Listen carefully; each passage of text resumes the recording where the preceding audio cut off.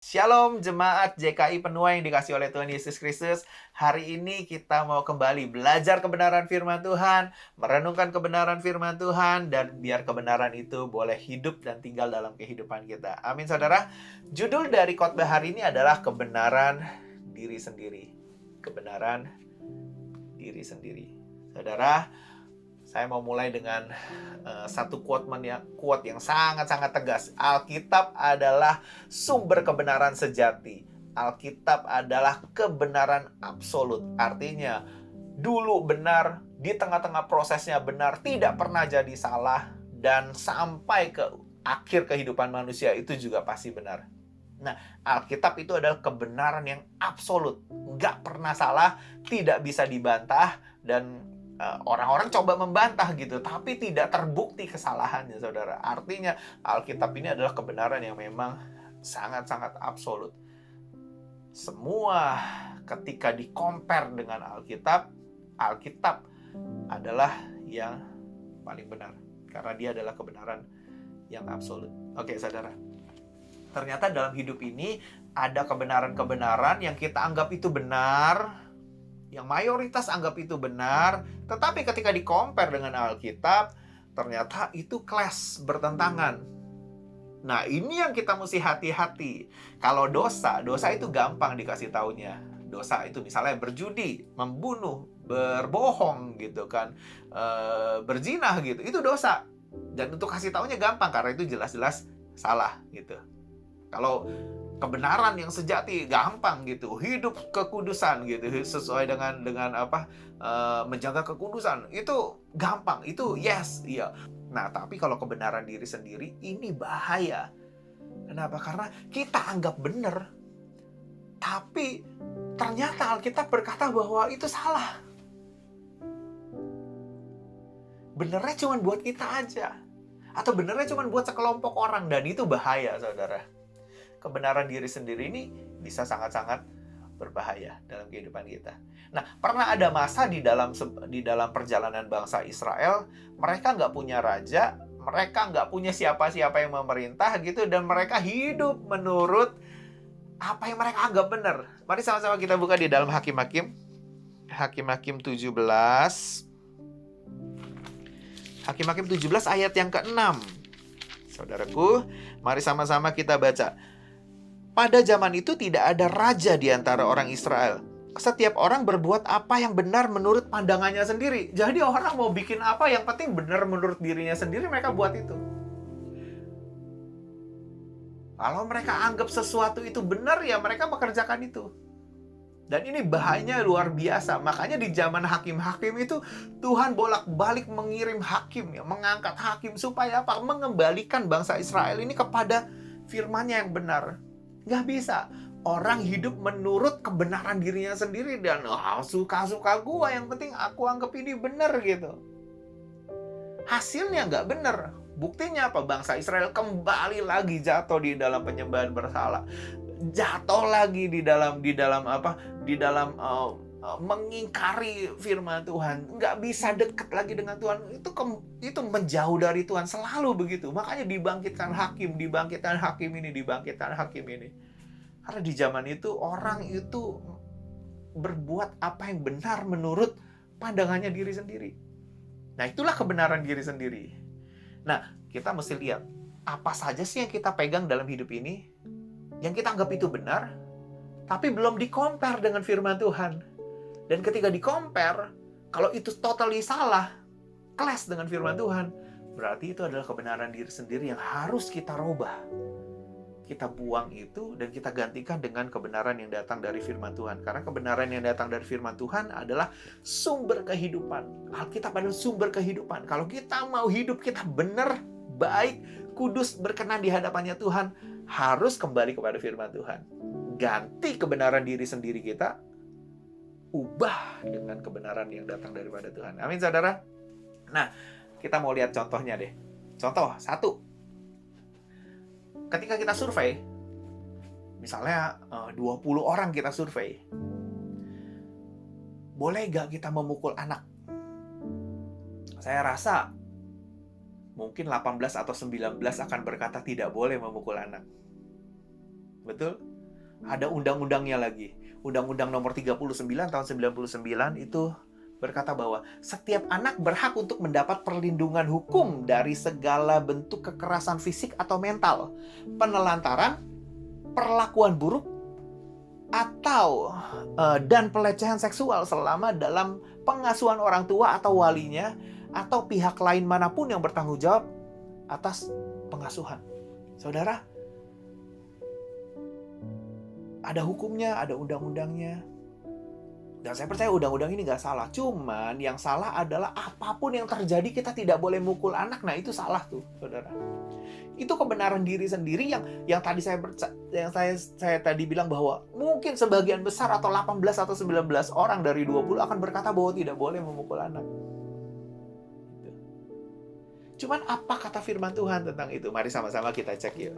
Mari kita buka di dalam Amsal 23. Amsal 23 ayat 13 dan 14. Jangan menolak didikan dari anakmu. Ia tidak akan mati kalau engkau memukulnya dengan rotan. Engkau memukulnya dengan rotan, tetapi engkau menyelamatkan nyawanya dari dunia orang mati. Loh, kok kayaknya yang tadi kebenaran diri sendiri berkata bahwa kalau aku mukul anak, aku tidak mengasihi anakku. Kalau ada orang tua mukul anak, berarti orang tua itu tidak mengasihi anaknya. Berapa banyak orang tua yang setelah memukul anak tuh nangis, kenapa? Aku bukan orang tua yang baik, aku bukan orang tua yang mengasihi anakku. Buktinya aku memukul anak aku. Nah, ketika kita compare dengan firman Tuhan, tetapi firman Tuhan bilang begini. Engkau memukulnya dengan rotan, tetapi engkau menyelamatkan nyawanya dari dunia orang mati. Saudara, kalau kita tidak menyelamatkan masa anak-anak mereka, tidak meluruskan di masa anak-anak, nanti di masa teenagernya, mereka akan semakin kehilangan, saudara. Didikan, teguran, hajaran, itu pukulan yang benar pada waktunya, itu akan menyelamatkan mereka. Berapa banyak anak muda yang rebel, kriminal, dan gak bisa diomongin lagi, sudah tidak punya penghormatan kepada orang tua, kepada siapapun. Itu karena masa kecilnya tidak diurus dengan baik. Alkitab berkata bahwa kita menyelamatkannya loh dari dunia orang mati. Amsal 13 ayat 24 juga berkata seperti ini. Siapa tidak menggunakan tongkat benci kepada anaknya. Tetapi siapa mengasihi anaknya menghajar dia pada waktunya. Saudara, bukankah tadi quote yang tadi berkata bahwa tidak boleh memukul anak? Kalau kita mengasihi anak kita tidak boleh memukul anak kita. Bukan kata balik ini, kelas bertentangan dengan apa yang Alkitab kita ajarkan. Alkitab kita mengajar bahwa siapa mengasihi anaknya menghajar dia pada waktunya.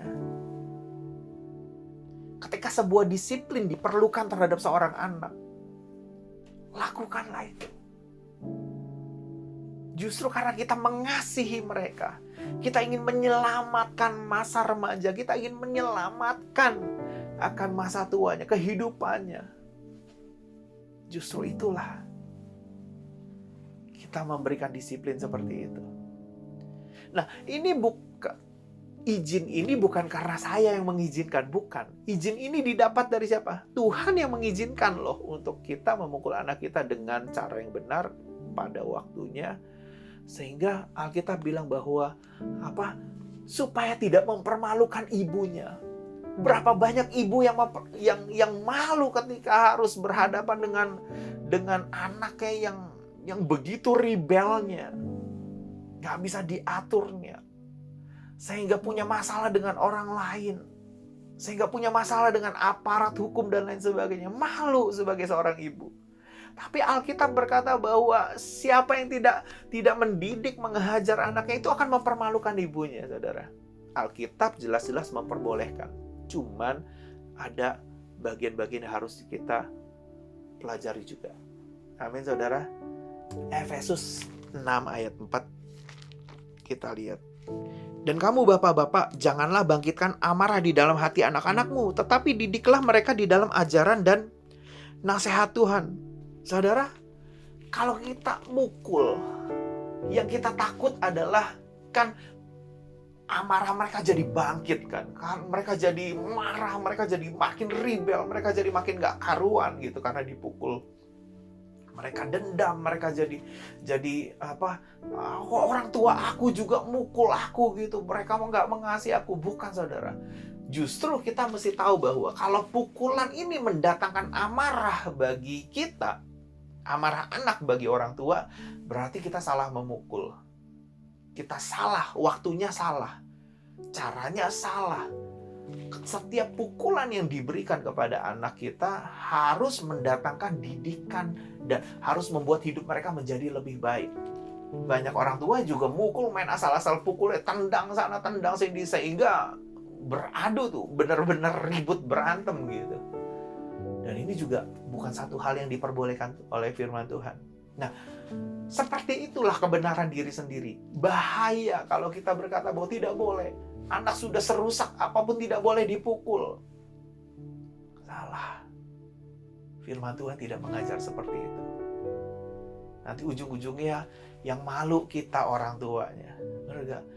Nanti ujung-ujungnya yang ke dunia orang mati ya anak kita sendiri. Ingat, firman Tuhan adalah sumber kehidupan. Mau tahu caranya hidup yang benar? Hidup menurut kebenaran firman Tuhan. Amin, saudara. Rubah prinsip, aku tidak boleh mukul anak, apapun yang terjadi tidak boleh mukul anak. Rubah itu. Justru aku mengasihi anakku. Aku akan memberikannya pukulan untuk mendatangkan didikan yang tepat. Aku akan memberikan pukulan supaya apa? Supaya dia tahu bagaimana caranya untuk hidup benar sesuai dengan kebenaran firman Tuhan. Supaya dia tahu bahwa apa yang dilakukannya sudah kelewat batas dan salah. Amin, saudara.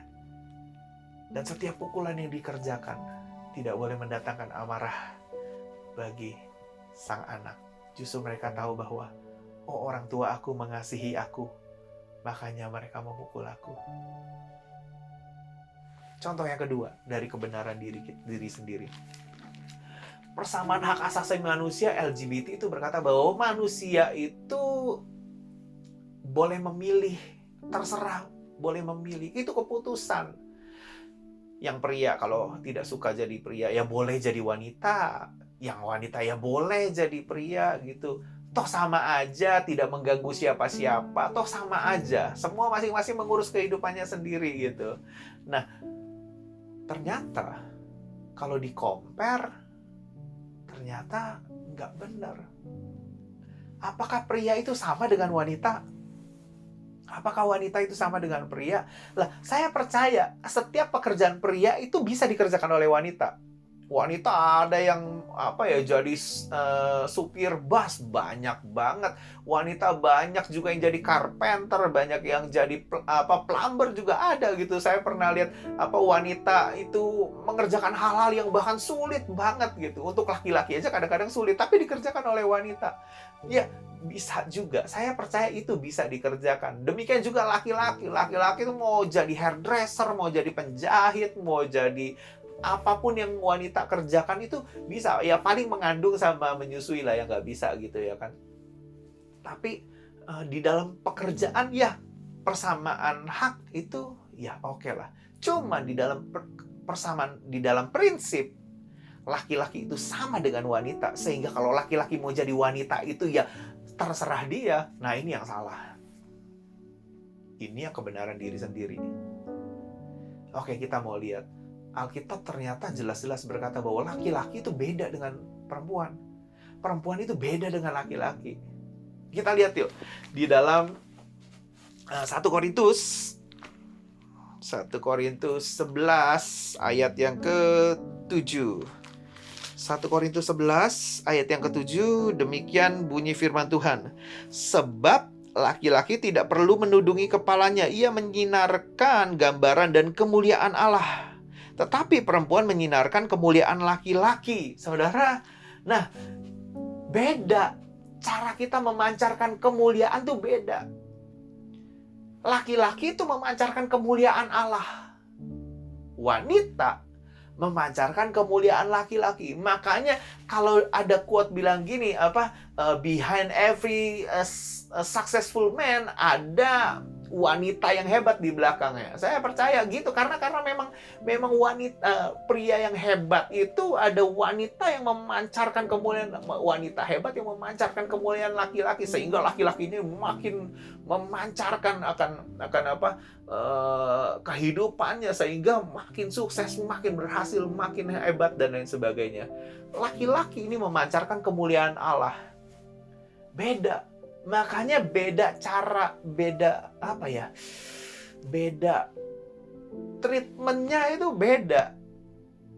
Kalau dilihat dari sini beda dong. Makanya setiap laki-laki yang mau jadi perempuan, lah jadi bingung lagi nih.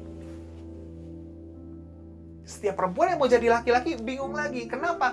Karena yang terbaik adalah ketika kita diputuskan Tuhan untuk menjadi seorang wanita. Biarlah kita menjadi seorang wanita, dan itu yang terbaik buat kehidupan kita. That's the best. Kenapa? Kita akan memancarkan dengan baik kemuliaan laki-laki.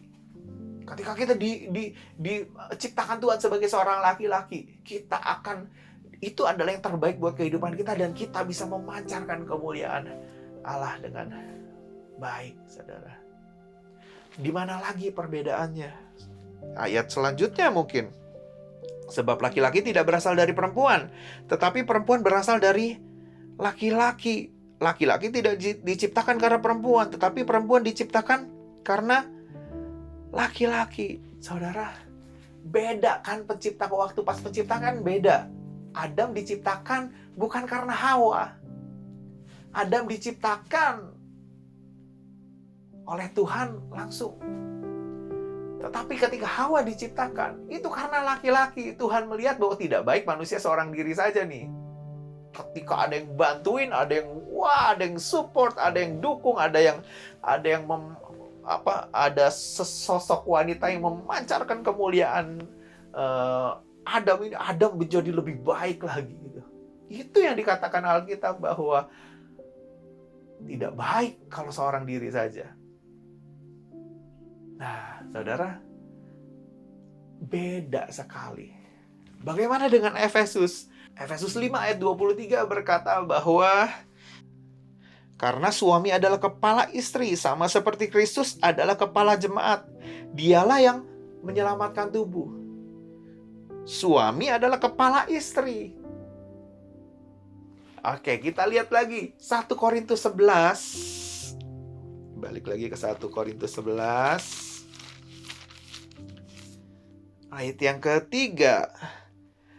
Tetapi aku mau supaya kamu mengetahui hal ini, yaitu kepala dari tiap-tiap laki-laki ialah Kristus, kepala dari perempuan ialah laki-laki, dan kepala dari Kristus ialah Allah. Beda loh ternyata laki-laki sama perempuan kepalanya. Kepala dari laki-laki ialah Kristus. Kepala dari perempuan adalah laki-laki. Nah, kalau sudah laki-laki memutuskan jadi perempuan, nah kepalanya bagaimana dong nih? Kan bingung lagi, saudara. Percayalah, apa yang didesain Tuhan untuk kehidupan kita itu adalah yang terbaik. Ketika kita menjadi seorang perempuan, itu yang terbaik buat kita. Kepala kita adalah suami kita. Kita punya suami yang mengepalai kehidupan kita, dan suami yang takut akan Tuhan akan membawa sang istri untuk mengenal lebih lagi kepada Tuhan. Jadi indah, saudara, ketika kita kembali kepada kebenaran firman Tuhan. Jadi tidak dibolak-balik karena ada wanita yang bisa hebat seperti laki-laki. Saya percaya ada wanita yang bisa hebat seperti laki-laki. Tapi kalau kita mau lihat, engkau akan lebih hebat ketika apa? Ketika kembali kepada firman. Engkau sudah hebat nih, masuk ke dalam kebenaran firman Tuhan. Saya percaya engkau pasti akan jauh lebih hebat. Karena setiap kebenaran diri sendiri itu perlu rela dibongkar. Kenakan apa yang Kristus mau dalam kehidupan kita, yaitu firman Tuhan yang hidup dalam kehidupan kita. Amin, saudara.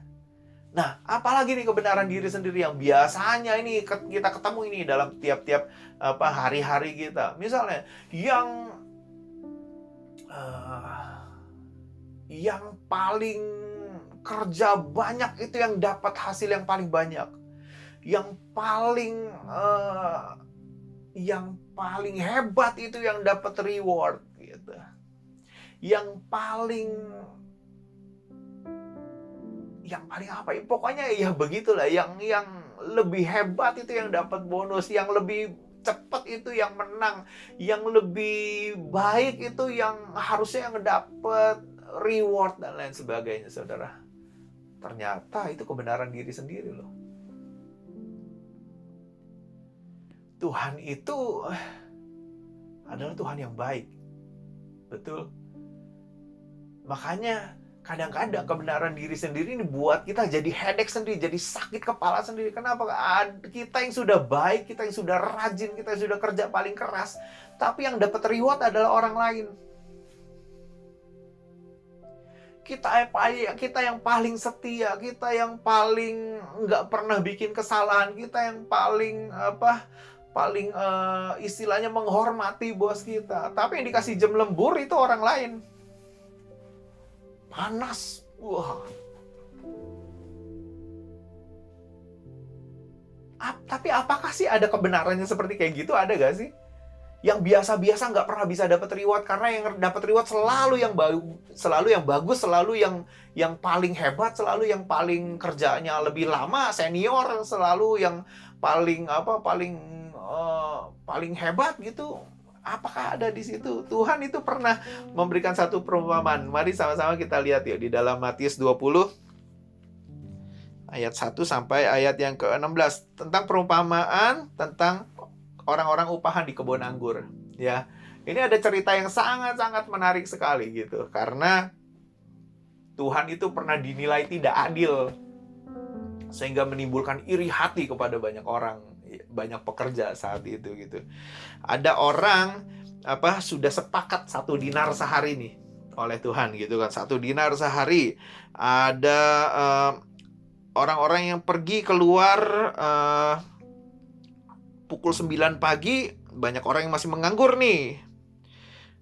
Jam 12, jam 3 dipanggil lagi bekerja. Jadi jam 9 bekerja, jam 12 bekerja, jam 3 bekerja gitu. Lalu ada yang jam 5. Ternyata ketika Tuhan memberikan reward, ternyata rewardnya sama aja. Yang kerja sedikit dapatnya sama dengan yang kerja banyak. Nah, kebenaran diri sendiri akan bilang itu nggak adil,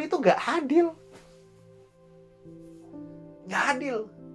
Lah aku kerja lebih banyak. Kenapa Tuhan nggak adil?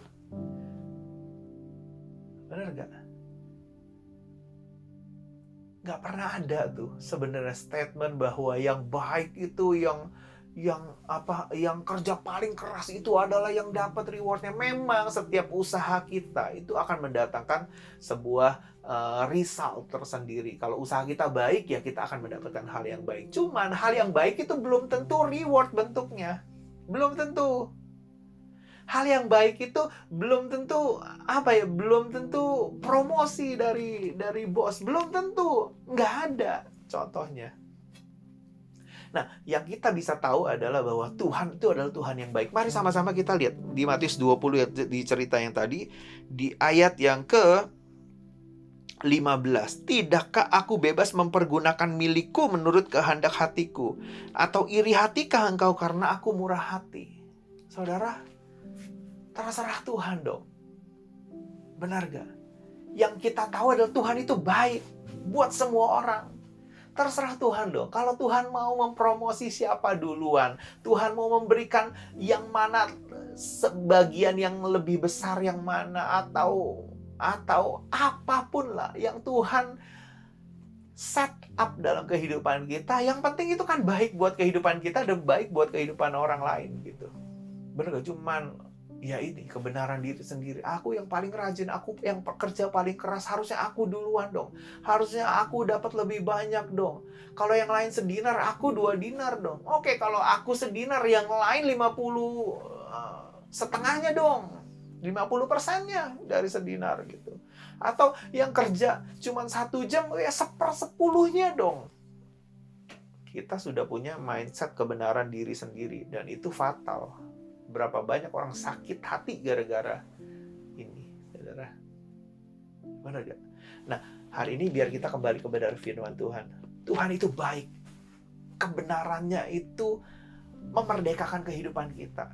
Kalau kita tidak menjadi iri, karena kita tahu bahwa Tuhan itu bermurah hati, baik kepada siapa saja, dan Tuhan terserah Tuhan mau kasih yang bermurah hati kepada siapa saja, itu terserah Tuhan. Kalau kita punya mindset kebenaran itu, kita nggak gampang sakit hati, saudara. Benar, saudara? Nah, biarlah kebenaran diri sendiri ini kita buang. Kita gantikan dengan kebenaran yang datang daripada Tuhan. Dan lihat hidup kita. Pasti akan semakin mudah menjalani hidup ini karena kita menuruti apa yang firman Tuhan katakan. Jadi jangan hidup menurut kebenaran diri sendiri. Hakim-hakim tuh dibangkitkan oleh Tuhan supaya orang-orang Israel ini tidak hidup menurut cara pikirnya sendiri aja. Ada firman Tuhan yang adalah sumber kehidupan yang bisa membawa mereka mendekat kepada Tuhan. Nah, demikian juga dengan halnya dengan kita. Ayo kita buang segala bentuk kebenaran diri sendiri. Yang benar itu kita cek lagi dengan firman Tuhan. Kalau clash bertentangan, aku mau hidup menurut kebenaran firman Tuhan. Kalau sesuai dengan kebenaran firman Tuhan, yes, aku sudah punya kebenaran yang sejati. Aku akan terus mengerjakan apa yang Tuhan mau dalam kehidupan kita. Amin, saudara. Sehingga jemaat ini bisa jadi jemaat yang bertumbuh di dalam pengenalan akan Tuhan. Dan semakin hari semakin mengenal Tuhan. Semakin hari semakin mengenal firman-Nya. Semakin hari semakin menyukai kebenaran firman Tuhan. Karena ini membuat kehidupan kita berjalan lebih mudah, saudara. Amin, saudara. Dan kita bisa menjadi terang bagi banyak orang. Sekali lagi, biar kebenaran Tuhan yang sejati itu yang memerintah dalam kehidupan kita. Kebenaran Tuhan yang sejati itu yang tinggal dan hidup dalam kehidupan kita. Sehingga kita boleh memancarkan kebenarannya.